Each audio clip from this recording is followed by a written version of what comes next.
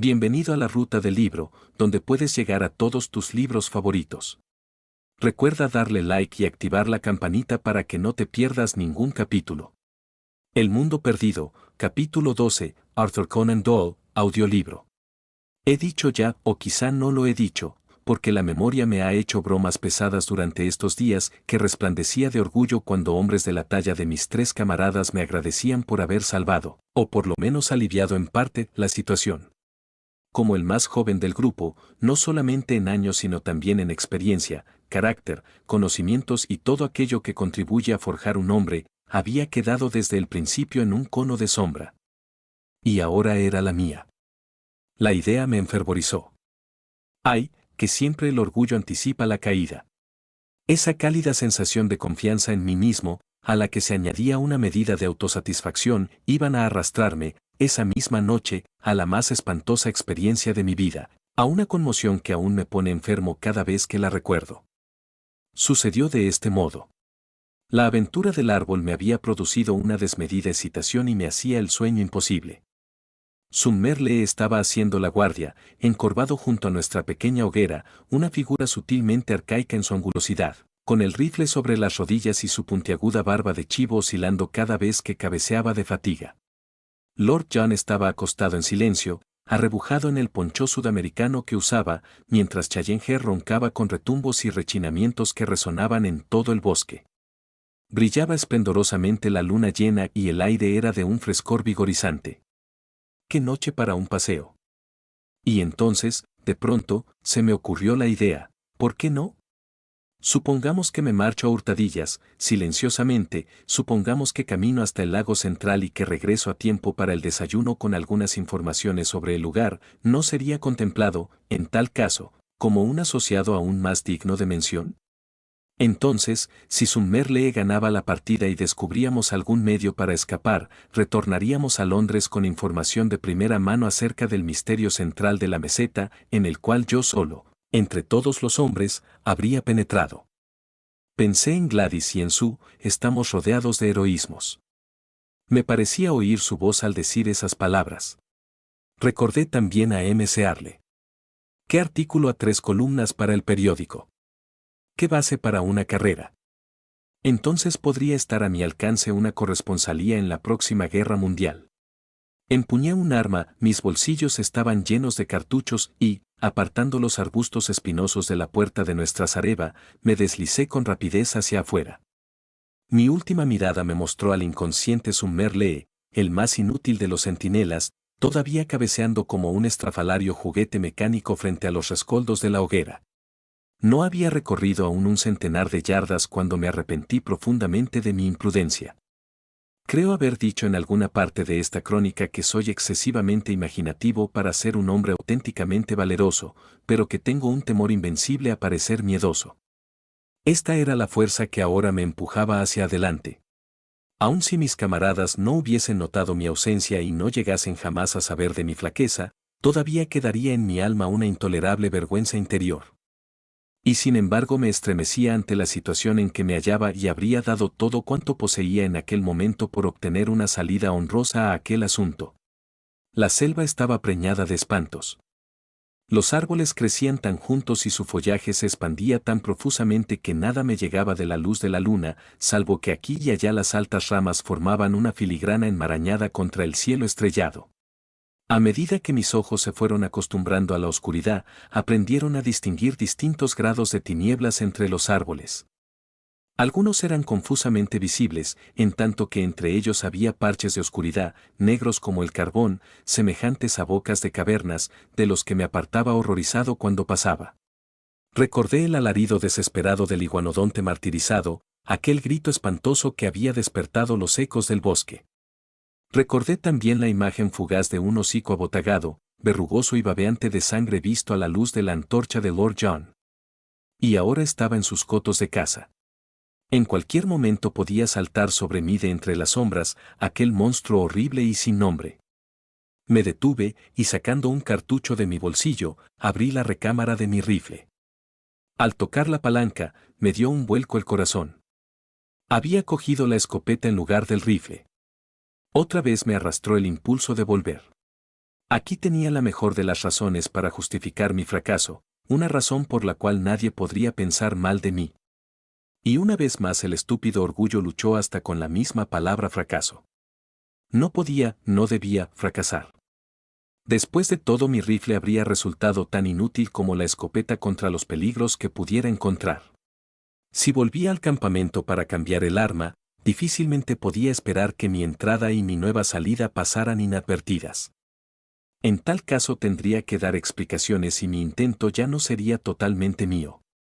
Tras una pequeña duda, aguijoneé mi valor y proseguí mi camino, con la inútil escopeta bajo el brazo. La oscuridad de la selva había sido alarmante, pero aún peor era la blanca y desbordante luz de la luna en el abierto claro de los iguanodontes. Escondido entre los arbustos, lo observé con precaución. Ninguna de aquellas grandes bestias estaba a la vista. Tal vez la tragedia acaecida a uno de ellos los había apartado de sus campos de pastoreo. En la noche brumosa y argentada no pude advertir signo alguno de seres vivientes. Por tanto, tomando coraje, lo crucé deslizándome rápidamente y por entre la maleza del lado opuesto, alcancé de nuevo el arroyo que me servía de guía. Era un acompañante jovial, que fluía entre murmullos y gorgoteos, igual que mi querido y viejo arroyo truchero de West Country donde había pescado de noche durante mi infancia. Mientras siguiese su corriente aguas abajo tenía que llegar necesariamente al lago, y también me guiaría hacia el campamento mientras lo acompañase en sentido opuesto.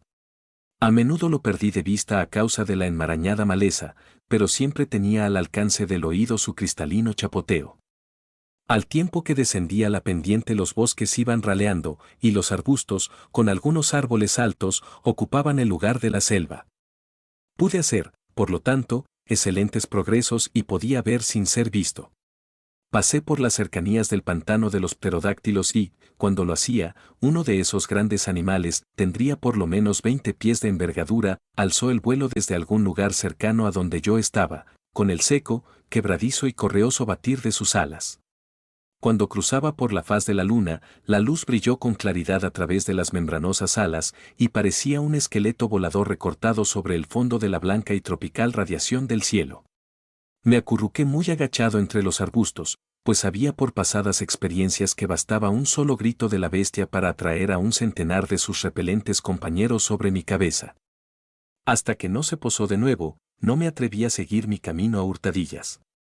La noche había sido excepcionalmente callada, pero a medida que avanzaba comencé a prestar atención a un ruido sordo y retumbante, un murmullo continuo que venía de alguna parte frente a mí. A medida que yo proseguía mi camino el ruido crecía en volumen hasta brotar, sin duda, muy cerca de mí. Cuando me detuve, el sonido seguía con igual intensidad, de modo que parecía provenir de una fuente estacionaria. Se parecía al hervor de una olla o al burbujear de un gran caldero. Pronto descubrí su origen, porque en el centro de un pequeño claro hallé un lago, o más bien un lagunajo, pues no era mayor que el tazón de la fuente de Trafalgar Square, de alguna materia negra, parecida a la brea, cuya superficie subía y bajaba formando grandes ampollas de gas que reventaban. Por encima el aire tremolaba por el calor y el suelo a su alrededor estaba tan caldeado que apenas podía soportar mi mano apoyada en él mismo. Era claro que la gran erupción volcánica que había levantado aquella extraña meseta hacía tantos años aún no había extinguido totalmente sus fuerzas. Ya había visto rocas ennegrecidas y montículos de lava diseminados por todas partes, asomando entre la lujuriante vegetación que los revestía, pero aquella alberca de asfalto en medio de la maleza era el primer indicio que teníamos de la actividad actual en las laderas del antiguo cráter. No tenía tiempo de examinar con mayor amplitud aquello, porque tenía necesidad de darme prisa para regresar al campamento en la mañana. Fue un paseo espantoso y que me acompañará en tanto conserve la memoria. En los grandes calveros del bosque que iluminaba la luna me escurría por entre las sombras de sus márgenes. Avanzaba arrastrándome entre los matorrales, deteniéndome con el corazón palpitante cada vez que oía, como sucedió a menudo, el crujido de ramas rotas por el paso de algún animal salvaje. De vez en cuando asomaban por un instante grandes sombras que desaparecían enseguida. Grandes, silenciosas sombras que parecían rondar con patas almohadilladas. Cuán a menudo me detuve con la intención de volver. Pero otras tantas veces mi orgullo pudo vencer mi temor y me empujó de nuevo en pos del objetivo que deseaba alcanzar. Al fin, mi reloj señalaba la 1 de la madrugada, vi el resplandor del agua entre los claros de la maleza y 10 minutos después me hallaba entre las cañas, en las orillas del lago central. Estaba muerto de sed, me tendí en el borde y bebí un largo sorbo de sus aguas, que eran puras y frescas. En aquel sitio se abría un ancho sendero donde se veían muchas huellas de pisadas, era con seguridad uno de los abrevaderos de los animales. Junto a la orilla del agua había un enorme y aislado bloque de lava. Trepé por él y me tendí en su cima, desde donde obtenía una excelente vista en todas direcciones. Lo primero que observé me llenó de sorpresa. Cuando describí el panorama que se vislumbraba desde la copa del gran árbol, dije que en el risco más alejado pude ver un cierto número de manchas negras que parecían bocas de cuevas. Ahora, al alzar la mirada hacia el mismo risco, vi discos de luz en todas direcciones, manchas rojizas claramente definidas que se parecían a los ojos de buey de un transatlántico en medio de la oscuridad. En el primer momento pensé que podrían ser los resplandores de la lava producida por alguna erupción volcánica, pero esto era imposible. La actividad volcánica se desarrolla en el fondo de las cavidades y no en lo alto de las rocas. Entonces, ¿cuál podría ser la alternativa? Era insólito, pero sin embargo tenía que ser así. Las manchas rojizas tenían que ser reflejos de hogueras encendidas en el interior de las cuevas, hogueras que solo la mano del hombre podía haber encendido. Había, pues, seres humanos en la meseta. Qué gloriosa justificación cobraba mi exploración. Esta sí era una noticia que merecía llevarse de regreso a Londres. Durante mucho tiempo permanecí echado sobre la roca y observando aquellas rojas y palpitantes manchas de luz. Estimo que estarían a unas 10 millas de donde yo las observaba, pero aún desde esa distancia era posible advertir cómo, de tanto en tanto, centelleaban o se oscurecían cuando alguien pasaba delante de ellas. Que no hubiera dado por trepar hasta allá arriba, atisbar lo que sucedía adentro y llevar a mis camaradas alguna información sobre el aspecto y las características de la raza que vivía en un lugar tan extraño. Por el momento aquello estaba fuera de la cuestión, aunque por cierto ya era imposible que abandonásemos la meseta sin haber logrado algún conocimiento preciso sobre aquel punto. El lago Gladys, mi propio lago, se extendía ante mí como una lámina de azogue, con la luna reflejándose llena de luminosidad en su centro. Era poco profundo, pues en muchos lugares vi asomar bajos blancos de arena sobre las aguas. Por todas partes, sobre la quieta superficie, pude advertir señales de vida, a veces eran simples círculos y arrugas en el agua, otras, la espalda arqueada y de color pizarroso de algún monstruo que pasaba. Una vez, sobre un amarillo banco de arena, vi un ser que se parecía a un enorme cisne, con un cuerpo desmañado y un largo y flexible cuello, que se arrastraba por la orilla. De pronto se zambulló y durante algunos momentos pude ver el curvado cuello y la cabeza lanceolada ondulando sobre las aguas. Luego se sumergió y no volví a verlo. Pronto tuve que arrancar mi atención de aquellas imágenes distantes para devolverla a lo que estaba sucediendo a mis propios pies. 2 animales semejantes a grandes armadillos habían bajado hasta el abrevadero y estaban agazapados al borde del lago, con sus largas y flexibles lenguas parecidas a cintas rojas que se hundían y retiraban lamiendo el agua. Un gigantesco ciervo de ramificados cuernos, un magnífico animal con presencia de rey, bajó con la hembra y 2 cervatillos y se puso a beber entre los 2 armadillos.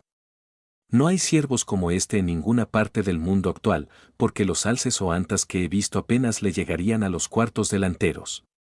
Luego, lanzó un resoplido de advertencia y se alejó con su familia por entre las cañas, en tanto los armadillos también se aprestaban a correr en busca de refugio. Un recién llegado, el más monstruoso de los animales, llegaba bajando por el sendero. Por un instante me pregunté dónde había podido ver aquel cuerpo desmañado, aquella espalda arqueada con una orla de flecos triangulares y esa extraña cabeza de pájaro que se mantenía cerca del suelo. Y entonces recordé. Era el estegosaurio. El mismo animal que Mapplewhite había conservado en su álbum de dibujos y que había sido el primer objeto que atrajo la atención de Challenger. Allí estaba, y quizá era el mismo ejemplar que había visto el artista americano. El suelo se estremecía bajo su tremendo peso y sus sorbos de agua resonaban en la noche tranquila. Durante 5 minutos estuvo tan cerca de mi roca que alargando mi mano habría podido tocar el hediondo rastrillo ondulado que tenía sobre su dorso. Después se alejó pesadamente y se perdió entre los pedruscos del camino. Al mirar mi reloj vi que eran las 2:30, o sea, que ya era tiempo sobrado para que iniciase el viaje de regreso. No había dificultades en cuanto a la dirección que debía tomar para volver, porque a lo largo del viaje de ida había tenido el arroyuelo a mi izquierda, y este desembocaba en el lago a un tiro de piedra del peñasco sobre el cual había estado tendido. Partí, pues, alegremente, porque sentía que había hecho un buen trabajo y llevaba a mis compañeros una excelente colección de noticias. Por encima de todas, naturalmente, la obtenida ante la vista de las cuevas con sus fuegos y la certeza de que alguna raza troglodítica las habitaba. Pero también podía hablar de las experiencias recogidas en el lago central. Podía probar que estaba lleno de extraños seres y que había visto algunas formas terrestres de vida primitiva que no habíamos hallado anteriormente. Mientras caminaba iba reflexionando acerca de que pocos hombres en el mundo podrían haber pasado una noche más extraña o que hubiera añadido tantas cosas al conocimiento humano durante su transcurso. Trajinaba pendiente arriba dando vueltas en mi mente a estos pensamientos y había alcanzado ya un punto que debía estar a medio camino de nuestro campamento cuando un ruido extraño a mis espaldas me trajo de vuelta a la conciencia de mi propia posición. Era algo que parecía mitad ronquido y mitad gruñido, profundo, sordo y extremadamente amenazador. Evidentemente, alguna extraña criatura andaba cerca de mí, pero nada se veía y por lo tanto seguí mi camino con mayor rapidez. Llevaría avanzada media milla poco más o menos cuando de pronto se repitió el ruido, siempre detrás de mí, pero más fuerte y más amenazador que antes. Mi corazón pareció detenerse cuando me asaltó de golpe la idea, aquella bestia, fuera lo que fuese, me estaba siguiendo a mí. Sentí un escalofrío y mi cabello se erizó ante esa idea. Que aquellos monstruos se despedazaran entre sí era parte de su singular lucha por la existencia, pero que se volviesen contra el hombre moderno, pudieran seguir deliberadamente su rastro y hacerlo su presa, como si no fuese la especie dominante de la humanidad, era un hecho aterrador y que daba vértigo. Volví a recordar el hocico baboseante de sangre que había visto a la luz de la antorcha de Lord John, como una horrible visión surgida del más profundo círculo del infierno de Dante. Me detuve con las rodillas entrechocándose y clavé los ojos asustados en el parche de luz lunar que había detrás de mí. Todo era quietud en un paisaje de ensueño. Claros de luz plateada y las manchas oscuras de los arbustos. Nada más pude ver. Y entonces surgió otra vez del silencio, inminente y amenazador, aquel gruñido profundo y gorgoteante, más fuerte y más cerca que antes. No cabía dudar por más tiempo. Algo venía siguiendo mi rastro y se me acercaba minuto a minuto. Me quedé inmóvil, como un hombre paralizado, mirando todavía con fijeza el terreno que había atravesado. Y entonces, de pronto, lo vi. Hubo un movimiento entre los arbustos, en el extremo más distante del calvero que acababa de cruzar. Una gran sombra oscura se desprendió de las demás sombras y saltó en medio del claro lunar. Dije, saltó, deliberadamente, porque la bestia se movía como un canguro, saltando en posición erecta sobre sus poderosas patas traseras, mientras mantenía dobladas las delanteras.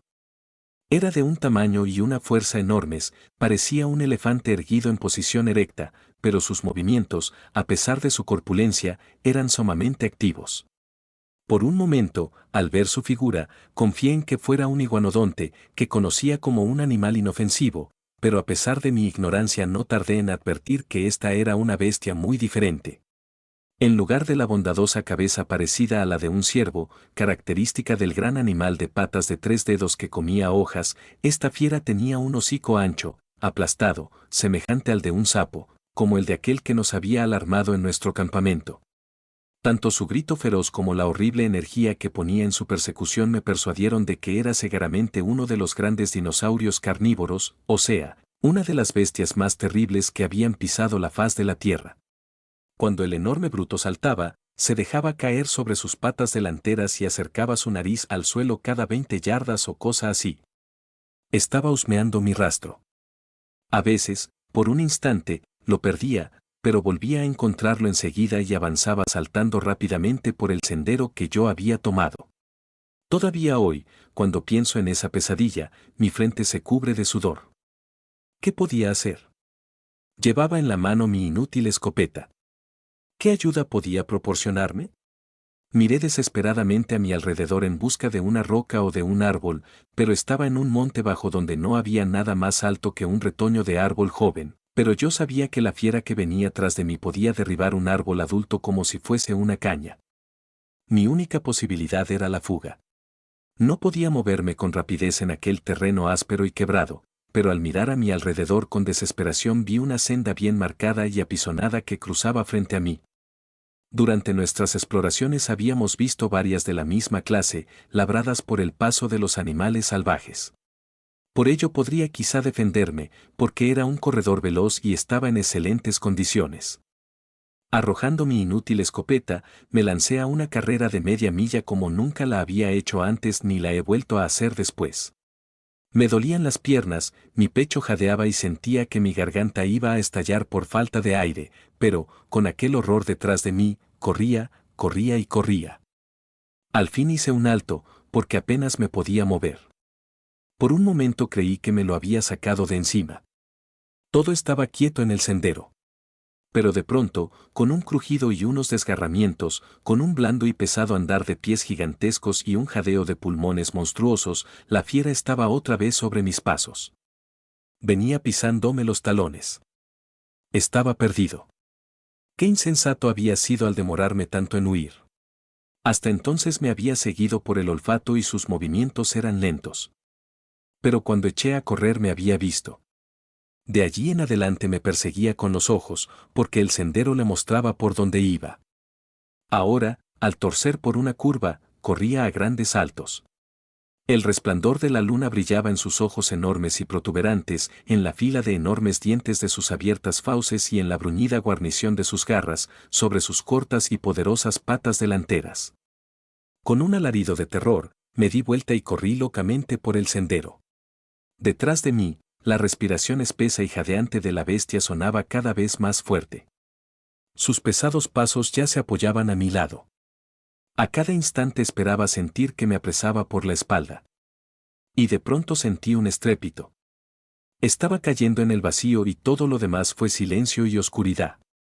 Cuando emergí de mi desmayo, que supongo no pudo durar más de unos pocos minutos, advertí un olor espantoso y penetrante. Tanteando con la mano en la oscuridad, tropecé con algo que parecía un enorme trozo de carne, mientras mi otra mano tocaba un hueso muy grande.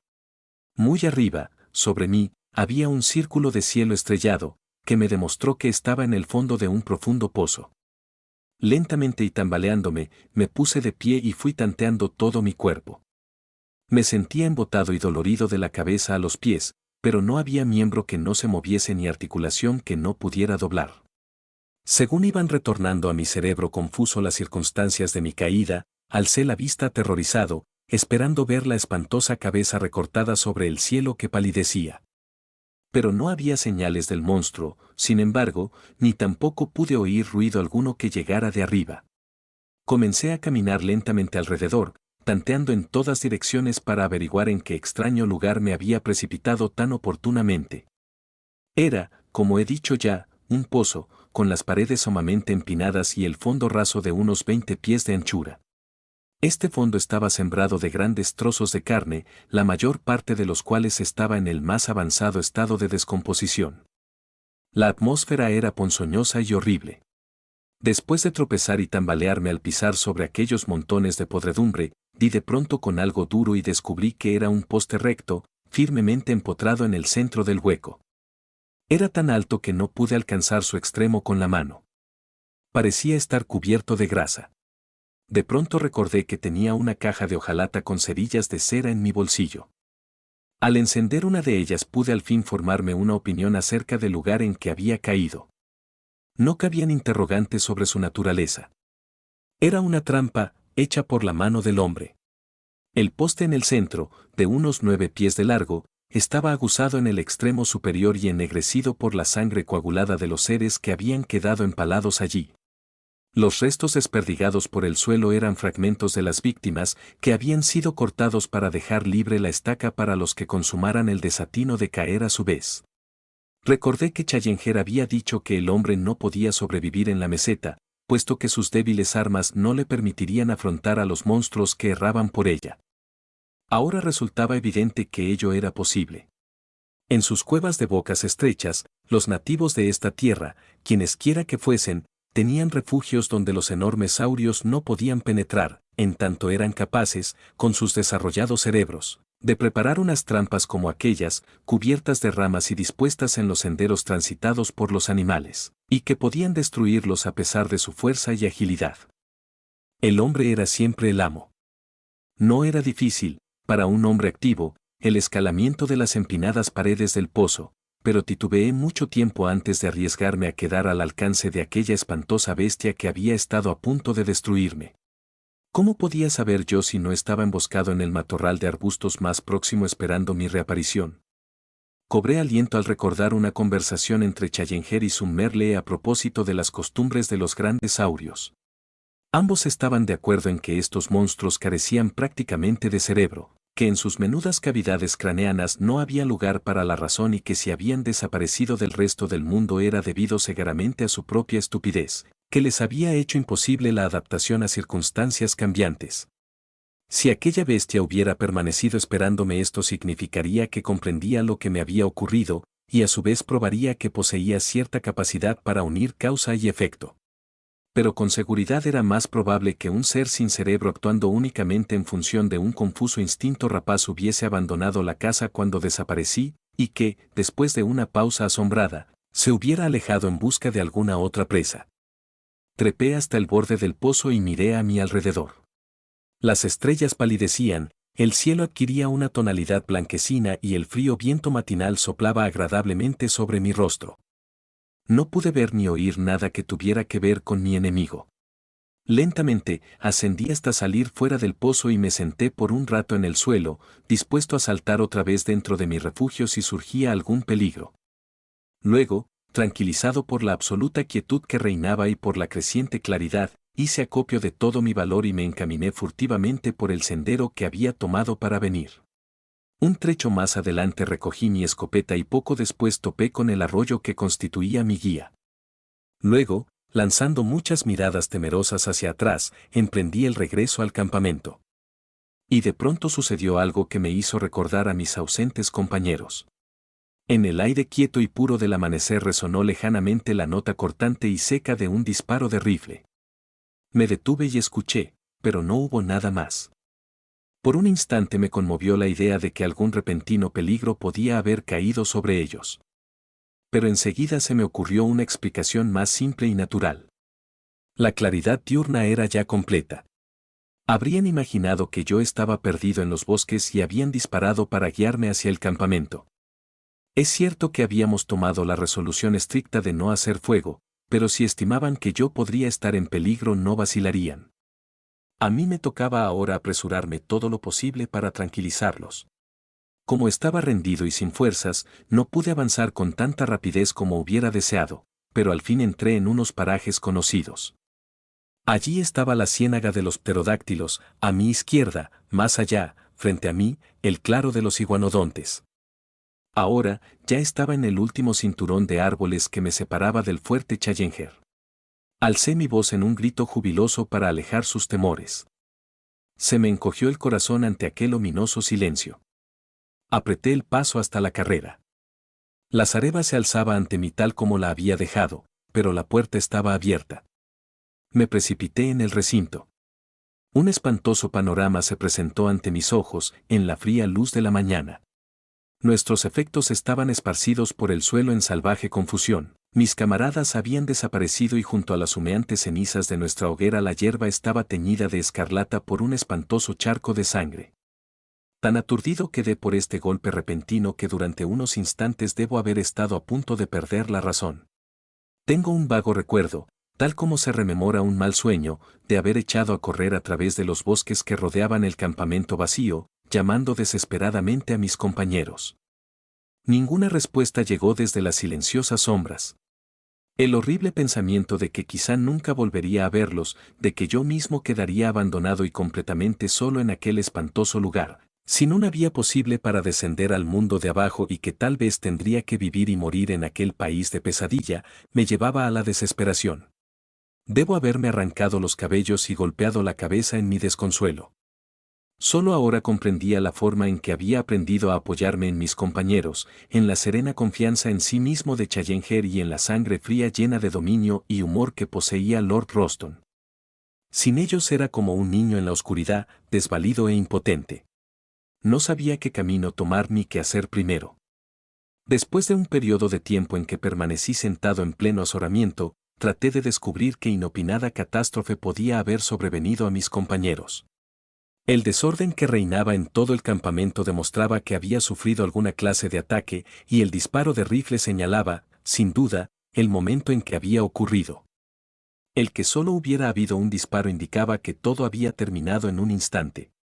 Los rifles aún yacían sobre el suelo, y uno de ellos, el de Lord John, tenía un cartucho vacío en la recámara.